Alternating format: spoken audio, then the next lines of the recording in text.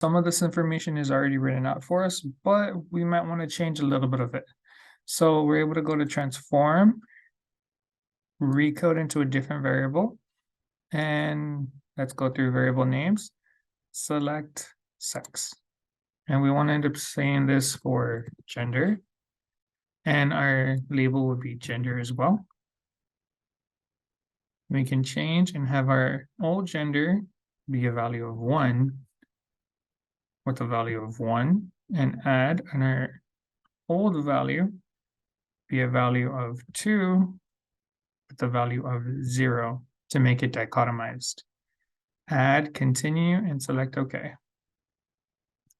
So when we look at our categories, we're able to see that gender is now at 1 and 0.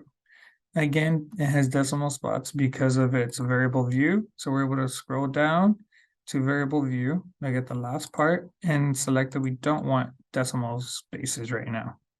And then we go back to our data view.